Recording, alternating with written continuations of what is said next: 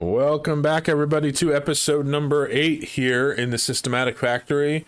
Today we are still working on getting rid of all this salt water. I'm going to do a couple of things while we wait for that to happen because it's going to take quite some time. One is I'd like to get all this other salt water collected in the middle. And rather than coming up this side and breaking in and having it all spill into this funnel, this side where we have to pump it out, I'm going to work in from the sides to open this all up so it all flows to the middle. Let gravity do the work for us. The other thing is there's a lot of Pokeshell around. A lot of them. Some of them are angry because of their eggs. So I'm going to have to do something to take care of that.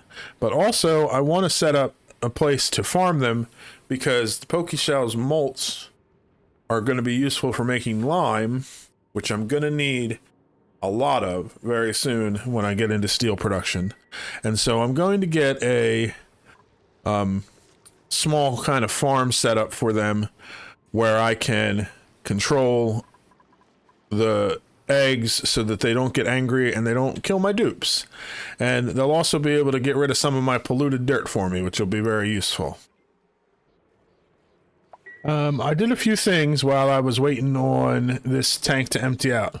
First of all is I got tired of waiting for it to empty out, so I put another pump in. So now we have twice as many vents up here, and they're pumping salt water back out.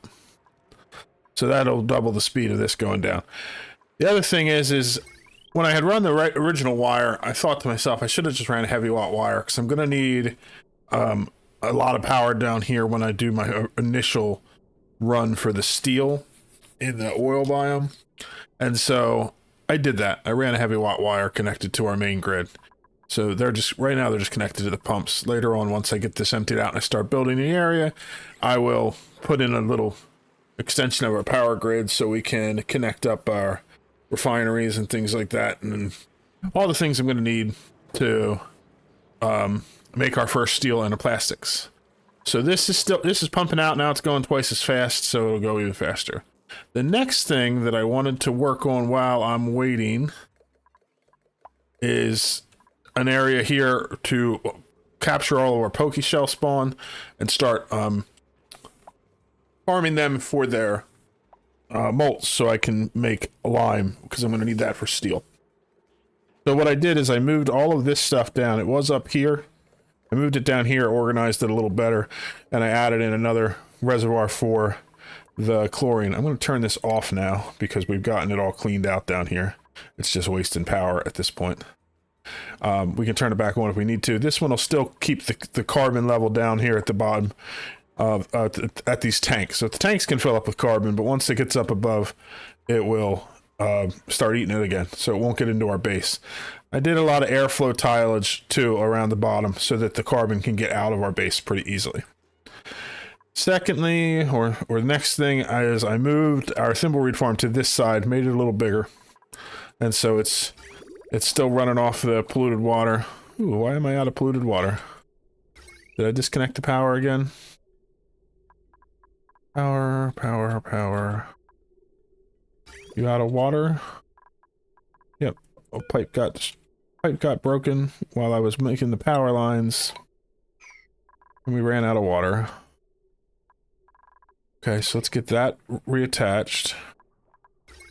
And then I'm going to have to connect this to the power grid somewhere temporarily to get it pumping again. Let's get the pipe fixed first. This is why you got to be careful when you're doing construction, that you don't just leave the dupes to do it, because you probably queued something up wrong and they're going to mess you up. My fault. Who's coming to get this? Come on, Beth. Hurry up.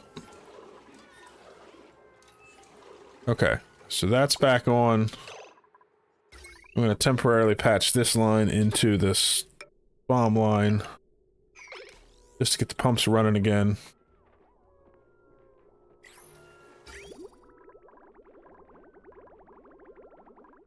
It's going to fill up our farm line first, which is fine because that won't take all of it. I had to move this over as well so I could get that line through, and so it's probably where I messed it up. Not a big deal. This is still pumping out oxygen because of the reserve power. How... Oh, and this is because I disconnected it to the main power grid temporarily. Okay, now I have polluted water coming back up. And it'll start getting turned into water, which will start producing more hydrogen.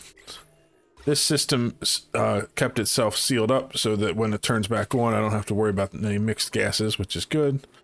That's what these pressure sensors are all about. They keep the oxygen and hydrogen from mixing. Very smart, whoever came up with that. It was not me.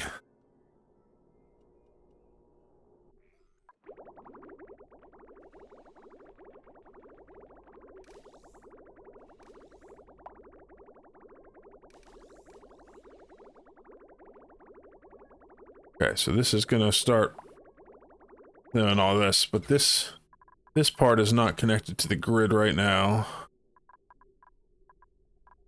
How can I get that to go on without causing any issues? I can reverse this line again. Probably.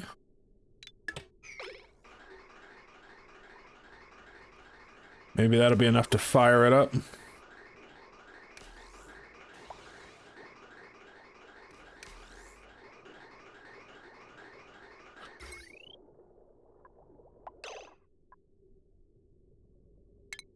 Okay, let's disconnect this now.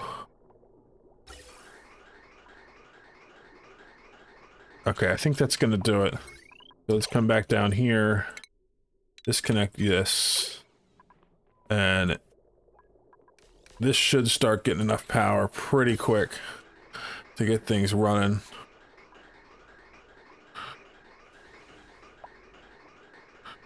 This is still going.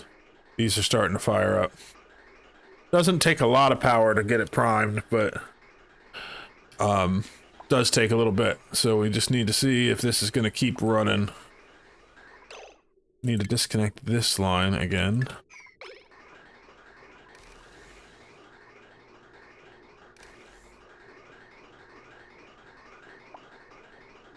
Once I get hydrogen flowing into all the generators, it'll fire in full force.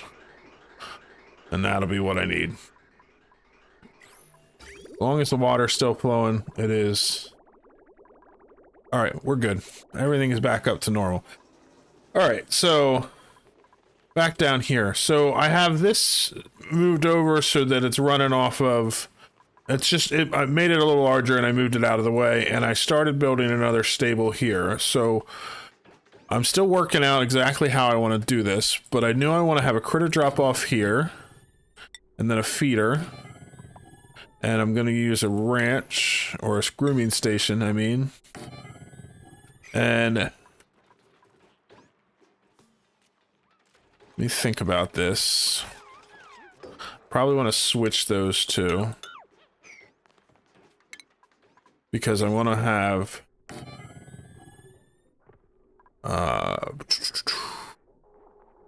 food, critter feeder. I'm going to want to have automation. I'll probably put it up above there. This is going to be for Pokeshells. And so these are going to be for Pinchero. And I'm not going to power these yet. They're just going to be like this. Just like up above. I'm not trying to create a huge amount here. I just want to have a place to have them and a place to keep them contained. And so then I think that's all I need in there to make it a ranch for them. And so if I put these in like this, that should make the room the right size. Let's see, Pokeshells will eat polluted dirt and rot pile.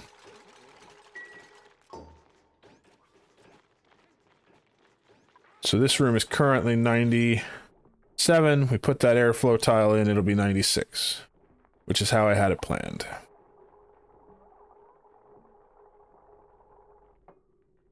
Okay, so now what's important here Because I need a sweeper.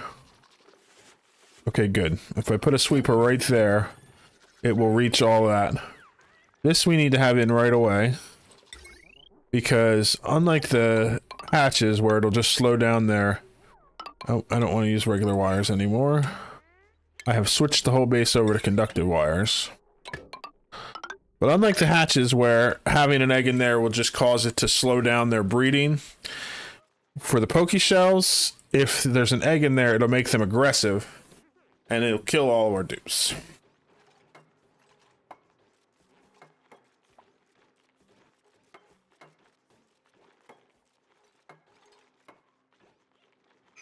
So then the next room that I need, this is going to be where the eggs go. The next room I need is after this one. Let me see if I can't work this out.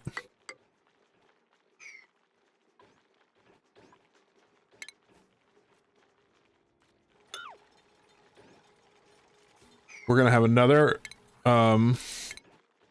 critter drop off in here.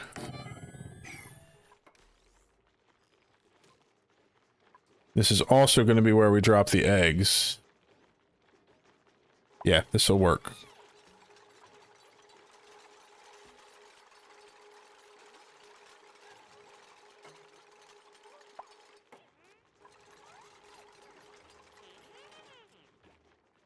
The critter drop-off is going to be so that if these come out, if these hatch and then this room is full, they'll get put into here. So this is Pintro. This is also Pintro. This one should be at priority 6. So that they go here first. This one should be set at 7, auto wrangle. So any extras go here. And then we're going to have a critter sensor.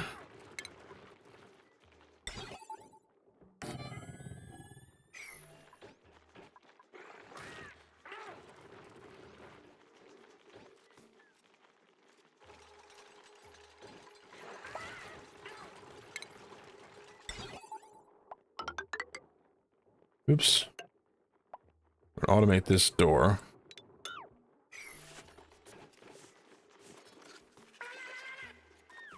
And then we're going to have another room. And this time we're going to have a door with a door under it. And this is where the eggs are going to go.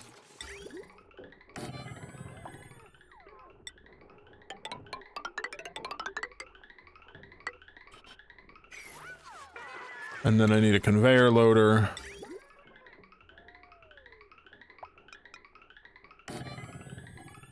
There. I need power to it as well.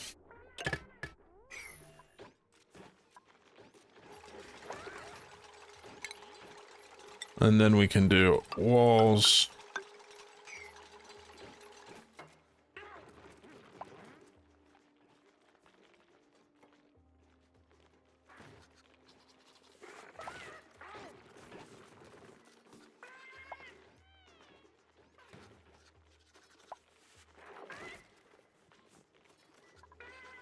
Let me think the next thing we need. And the next thing we need is another critter sensor.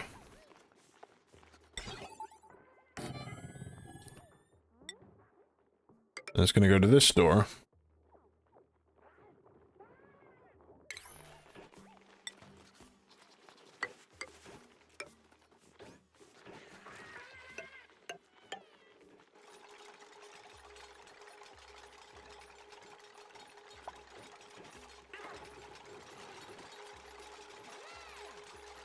Okay, so this one is going to say, if this room has above 0 critters, open the door. Which is what it does. Once this room gets sealed up, it should lock that door. Probably going to lock one of our duplicates in. Just watch. It's going to happen. This one is going to say, it's going to ignore eggs, and it's going to say, if this room is above 0, open this door. And so the idea is we'll put a Pokeshell in here. It will this will sense it. It'll open this door so it can walk into this room. Once it leaves, it'll lock this door. See, it did exactly what I thought. Send green signal if below 1.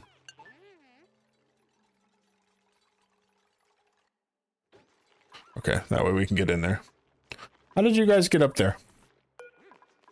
You're allowed back in. Go. Go. You're allowed back in through the door.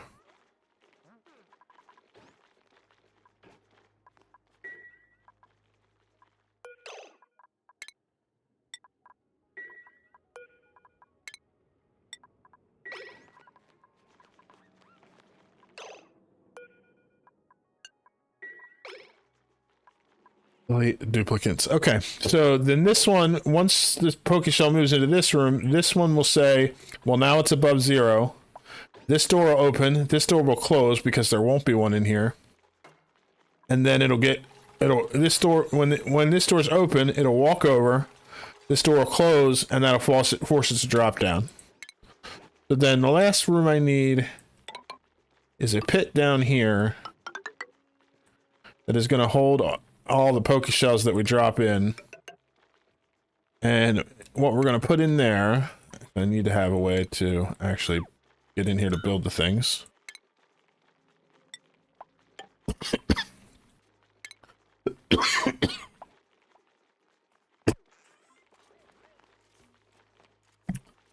What we're going to have in this room is an auto sweeper and a conveyor loader that will pull a couple of things out. It'll pull eggs out.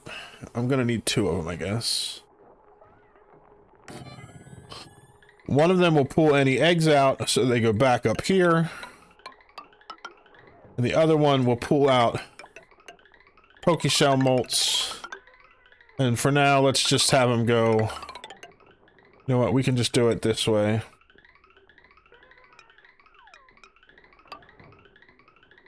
Like that. And then all we need left is a conductive wire to connect these 3, and then run it up and connect it to our power. So if this all works the way I'm expecting it to, it'll mean Pokeshells will get dropped off here. It'll open this door. They'll walk into this room. This door will close, and this one will open. So then they'll walk one more step. They'll get here. When the door closes on them, they're going to fall down to this block because they can't stand in the doors. And then the whole system will reset. There'll be eggs dropped off in here. And if the eggs are not, once they hatch, they'll set off the sensor and this door will open, they can fall down. This door will stay locked because there's not a Pokeshell in this room. And because the eggs are right here across this door, Dupes will be able to run in and grab them to put them back in here when I need 2 more. In theory, that should all work great. Whether it actually works, who knows?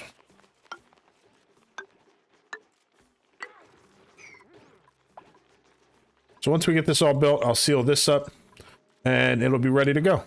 And we will give it a test. So the last thing I have done for this farm is temporarily I've disabled this door so nobody can get through it.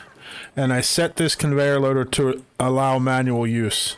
So now all the pinch row eggs that are around the map, other than the 2 in here, our duplicates are grabbing them, bringing them up here and dropping them off so that they land in here.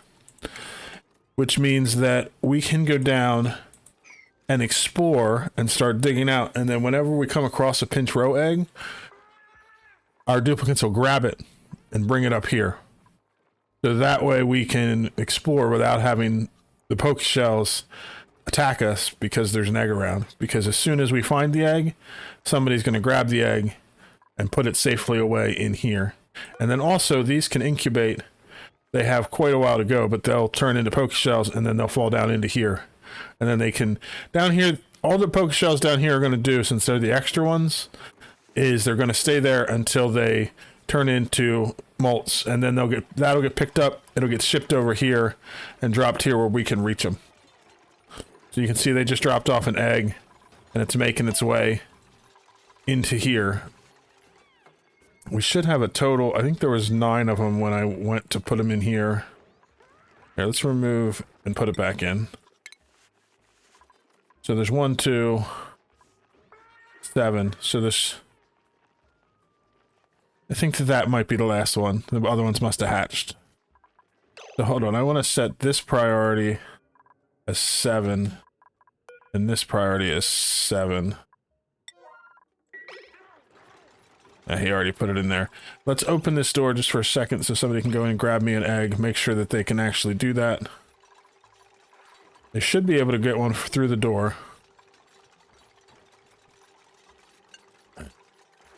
He's going to grab all of them and put them back in here, but that's fine. I need one over here, though.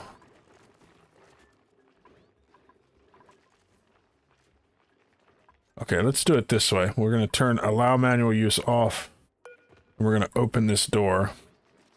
So he immediately runs over, grabs an egg, runs back, puts it in the incubator, and then now we can turn this door back off, and we can set this back to allow manual use. And now everything is working, so we'll be able to go down and start exploring, grabbing our stuff. Once these hatch and they get put in here, they'll eat the polluted dirt and they'll start getting tamed, and this will get the eggs out fast enough that our duplicates won't get hurt by the tamed ones in here, and we can start using them to breed to get more eggs to increase the population, and any excess eggs will go in here and we'll be good. Basically what I've done to start exploring down here in our salt biome is I built a floor that went the whole way across to this middle ladder. I have one more tile to make, but that means that anything that spills down will get caught here. It'll spill its way across. And so now I'm digging in 2 ways. One, I'm digging under here to come across to this ladder. So that way any water that spills down from this side will get here and it'll come across and spill in this way. And then I'm building this ladder that kind of follows the abyssalite and works its way up here so that we can dig around the outside of it. That way, because I want to keep this abyssalite layer to keep the other biomes intact above it for now. I just want to dig out this salt biome. Looks like we're getting up here. It keeps going up though. And then we're going to follow this up. Once we get up there, we'll start working from the top down and just tear this whole biome out. Get all the resources down to the bottom. Get all the Pokeshells, the pinch row eggs out. And these Pokeshells, there's one that's angry because there's an egg right there, I think. Yep. So once we get there, they'll grab it. That'll be one of their priorities. But the pinch rows down here will eventually lay their eggs, and then they'll evolve into just Pokeshells or Pokemolts, and we'll grab that. But then once time has passed, there won't be any down here. We'll have them all up in our cage. That's the theory. So let's continue on here. We're going to come across. I'll go up a couple.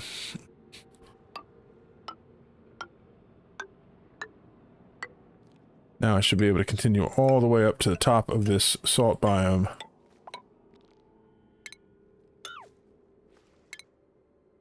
Wonder how high this goes. Oh, it looks like it goes all the way up to right below our polluted water vent. Or polluted water tank, I mean. Okay, so let's dig this out. Take the 2 chunks of abyssalite with us just because it's blocking our progress. Then we'll come across here and just proceed upwards like so. And then our dupes will keep making their way up. And we can actually start. Let's dig a section of this off too. Now that they have the ladder to get up there, we can start dismantling down here so that this water will flow out, and we can start collecting all these Pokeshells together. This is what we're looking for, these Pokeshell molts. This one's 10 kilograms. It can be produced into lime. So lime is made from either eggshells, which I do have a lot of, but also the small and large Pokeshell molts to turn into lime, and lime is used in the production of steel. So we're going to need a lot of it if we want to make steel. So that's what we're after all these for. But I also mostly just want to have them under control so that we don't have them turning angry and attacking our dupes just randomly on the map. So there's an egg here. Somebody should grab that with a high priority and take it up there, I think. Did I set that back up? Let me make sure. Yeah, it is allow manual use. It's priority 9.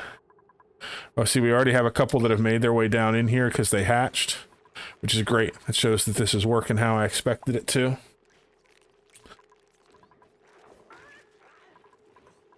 These are about to get ready. Okay. Let me check out this egg. Is there an errand for it? There's not. Why is somebody not grabbing that and putting it into our thing here? This is set for pinch row, set to allow manual use. Oh, there's a bunch of current errands for it. Okay. Just not for that one, because it was just discovered, I guess. Just have to be patient. Yeah, there we go. Somebody grabbed it. I just want to make sure they're grabbing them as fast as we can so we can minimize the damage that our duplicants have while dealing with the pokes. Because they will, if we aren't careful, they will do a lot of damage to our duplicants while we are down here, because they get very angry and protective of their eggs. I guess we could wrangle some of these up and take it up to get the farm started, but I'm not in a hurry to get the farm started. I mostly just want to get them under control, and I don't want them to just die out here and just give us the one Pokeshell molt. If we get their eggs and take them up there, we can have infinite lime pretty easily.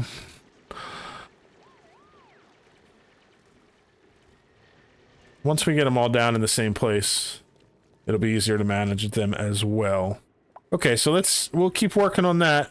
Down here, the water is still receding, but it's going quick because there's not that much in here. It looks like a lot more because it's sticking into the edges, but mostly it's just a little thing.